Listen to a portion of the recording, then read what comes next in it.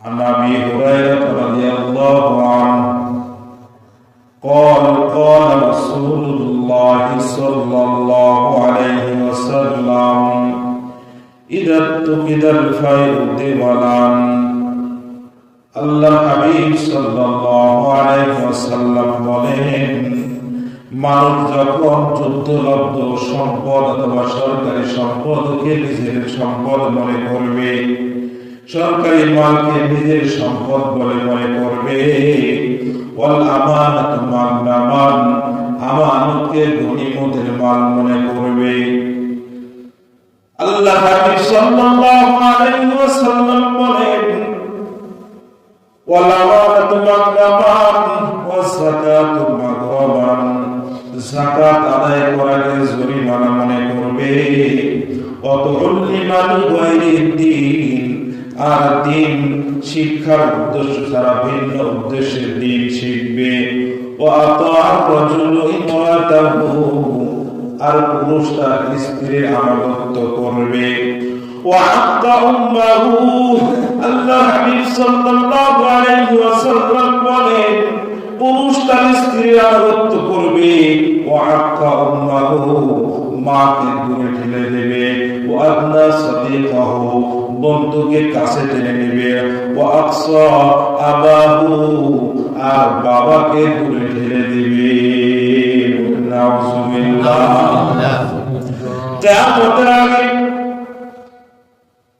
আল্লাহ হাবিব সাল্লাল্লাহু আলাইহি ওয়াসাল্লাম কিয়ামতের আগে কি কি হবে কিছু আলামত, কিছু নমুনা বলতে গিয়া হাদিসে জিবরাইলের যে ঘটনাটা আমি আপনাদেরকে বলেছিলাম, ওই হাদিসের ভিতরে এক পর্যায়ে জিবরাইল আলাইহিস সালাম যখন আল্লাহ হাবিব সাল্লাল্লাহু আলাইহি ওয়াসাল্লামকে মানুষের রূপ ধরে এসে জিজ্ঞাসা করতেছিল, বিভিন্ন প্রশ্ন জিজ্ঞাসা করতেছিল, কিয়ামতের আলামত সম্পর্কে যখন জিজ্ঞাসা করা হলো, আল্লাহ হাবিব সাল্লাল্লাহু আলাইহি ওয়াসাল্লাম বললেন যে মাল মাসউল আনহা বিআ'লামা মিনাস সাইল, ওই জিজ্ঞাসিত ব্যক্তি জিজ্ঞাসাকারীর থেকে বেশি জানে না।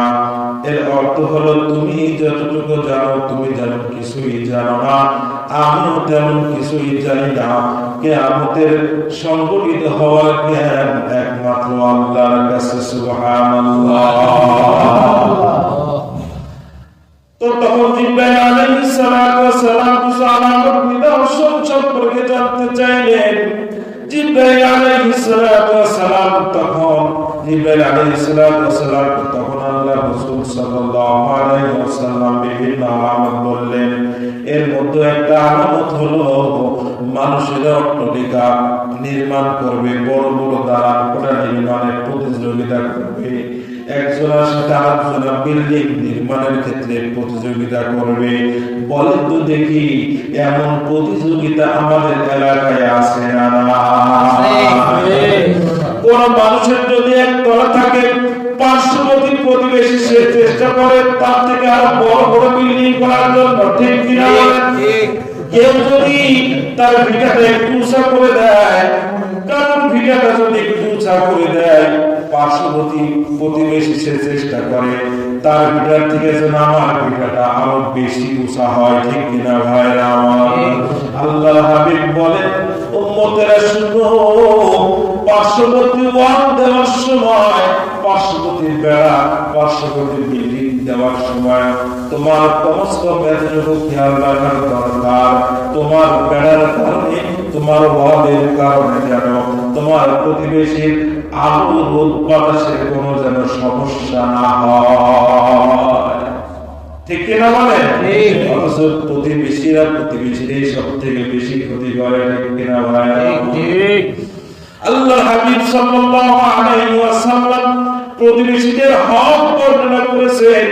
জিবরাইল আলাইহিস সালামের ব্যাপারে আল্লাহ হাবিব সাল্লাল্লাহু আলাইহি ওয়াসাল্লাম বলেন, জিবরাইল আমিন যতবার আমার কাছে আসছে প্রতিবারই প্রতিবেশীর হকের কথা সম্পর্কে আমাকে বলেছেন। আমার মনে হইল, না জানি কবে আল্লাহ পাক রব্বুল আলামিন এই প্রতিবেশীদেরকে সম্পদের ওয়ারিশ বানায় দিবেন। প্রিয় হাজিরিন, এখান থেকে বোঝা যায় প্রতিবেশী সম্পর্কে আল্লাহ পাক রব্বুল আলামিন কত সতর্ক থাকতে বলছে। কিতাবের মধ্যে আসছে, তোমার বাড়িতে চুলা জ্বালাইছো, চুলার ধোঁয়ায় যদি তোমার প্রতিবেশীর কষ্ট না হয় সেদিকে তোমার লক্ষ্য রাখতে হবে। হ্যাঁ, যদি কোনো কারণবশত তোমার চুলার ধোঁয়ার কারণে তোমার প্রতিবেশীর যদি কষ্টই হয়ে যায়, তাহলে তাকে একটু তরকারি দিয়ে দাও। এটা একসময় প্রচলন ছিল, ভালো কিছু পাকাইলে প্রতিবেশীকে দিত, কিন্তু এখন সেটা নাই। ঠিক কিনা ভাই? প্রতিবেশীর সাথে সম্পর্ক, মহব্বত, ভালোবাসা নাই। নিজের আপন ভাইয়ের সাথে সম্পর্ক নাই। নিজের আপন ভাই থেকে প্রতিবেশী অন্য দূরের মানুষের সাথে সম্পর্ক বেশি। আছে না নাই? বলে ও ভাই, এই সবগুলো হলো কিয়ামতের আলামত। কিয়ামতের আলামত। বিল্ডিং নির্মাণের প্রতিযোগিতা শুরু হয়ে যাবে। আছে না নাই? এরপর আল্লাহ রাসূল সাল্লাল্লাহু আলাইহি ওয়াসাল্লাম বলতেছিলেন, আনতালিদাল আমাতু রাব্বাতাহা, গোলাম তার মনিবকে প্রসব করবে, গোলাম তার মনিবকে প্রসব করবে। এই হাদিসের এই কথাটুকু অনেক ব্যাখ্যা আছে, অনেক ব্যাখ্যা আছে। এখান থেকে এতটুকু বুঝে আসে যে সন্তানকে মা প্রসব করবে, ওই সন্তান, গোলামের সন্তান বড়লোক হয়ে যাবে, ধনী হয়ে যাবে, আর তার মা তার বাড়িতে পরিণত হয়ে যাবে। তো এরকম মায়ের উপরে জুলুম চলবে, মায়ের উপরে কি চলবে? মায়ের ঠান্ডা লাগছে, অথবা মায়ের জরুরত পুরা করতে গিয়া অনেক সময় স্ত্রীর হেল্পের প্রয়োজন হয়, সাহায্যের প্রয়োজন হয়। স্ত্রী সেটাকে বিরক্তিকর মনে করে, বলে সংসার আছে না নাই? বলে স্ত্রীর পরামর্শে সন্তান থেকে মাকে আলাদা করা হয়। এটা কোন সঠিক পরামর্শ হতে পারে না, আদর্শ স্ত্রী হতে পারে না। এই স্ত্রী জাহান্নামের ঠিকানায় চলে যাবে। ঠিক কিনা ভাইরা আমার? এক নম্বর হলো মহিলাদের 5 ওয়াক্ত নামাজ পড়তে হবে। এই ব্যাপারে কিন্তু মহিলারা পুরুষদের থেকে বেশি সোচ্চার। মহিলারা কিন্তু 5 ওয়াক্ত নামাজ খুব সুন্দরভাবে আদায় করে। ঠিক কিনা ভাইরা? 2 নম্বর ওয়াসামাত শাহরাহা, মহিলার জীবন দিতে রাজি, রোজা ছাড়তে রাজি না, আছে না? তাহলে এটাও তার মধ্যে পাওয়া যায়। রোজার আমলটাও পরিপূর্ণভাবে, পুরুষেরা অনেক সময় নফল রোজা রাখে না, কিন্তু মা বোনেরা নফল রোজার ব্যাপারেও পুরুষদের থেকে বেশি আগায়। তাহলে 2 নম্বর যেটা, সেটাও মা বোনদের মধ্যে ভালোই আছে, আলহামদুলিল্লাহ।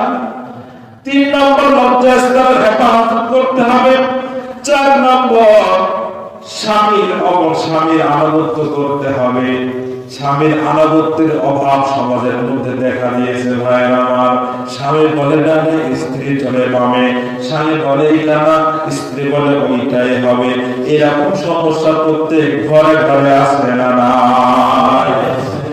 আল্লাহ হাবিব সাল্লাল্লাহু আলাইহি ওয়াসাল্লাম বলেন, কোন মহিলা যদি স্বামীর আনুগত্য করতে পারে, নিজের লজ্জাস্থানের হেফাজত করতে পারে, 5 ওয়াক্ত নামাজ যদি আদায় করতে পারে, রমজান মাসে রোজা রাখতে পারে, এই 4টা কাজ কোন মহিলা যদি করতে পারে, আল্লাহ পাক রব্বুল আলামিন কাল কিয়ামতের দিন জান্নাতের 8টা দরজা তার জন্য খুলে দিবেন।